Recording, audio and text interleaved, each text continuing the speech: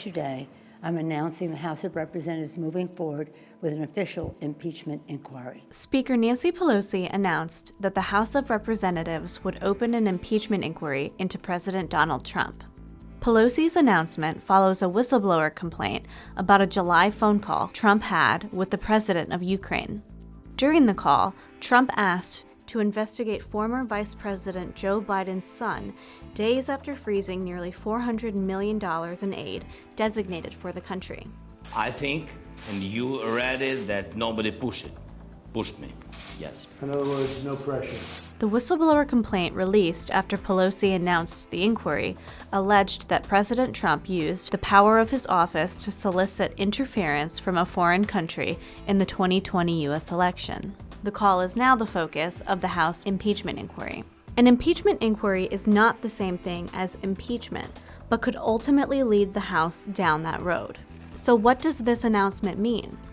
An impeachment inquiry is an investigation into whether there's enough evidence for an impeachment case against a federal official to go forward. Members of the House Judiciary Committee must then decide whether to write articles of impeachment and present them to the House for a vote. Impeachment is the first stage of a two-part process for prosecuting and removing a president or other federal official from office for bribery, treason, or other high crimes and misdemeanors.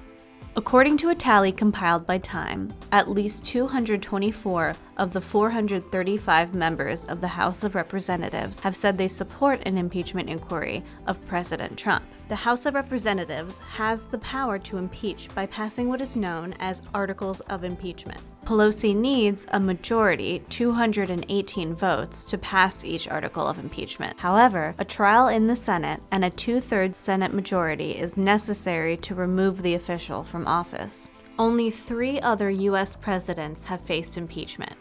President Andrew Johnson and Bill Clinton were impeached, but neither were ultimately removed from office by the Senate, and President Richard Nixon resigned amid impeachment proceedings.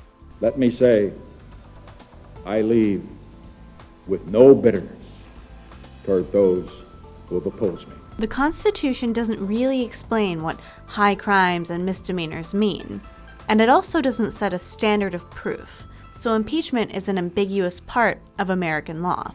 Because of this, lawmakers look to previous impeachments for guidance. But remember, only 2 U.S. presidents have ever been impeached, and a majority of Republicans control the Senate. So what's next? The House Judiciary Committee must decide whether the memo about the July phone call, the whistleblower's complaint, and other evidence provides enough grounds to pursue a punishment laid out in the U.S. Constitution: impeachment. It's another witch hunt. Here we go again.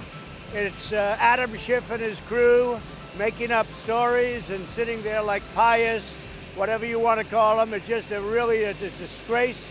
It's a terrible thing for our country.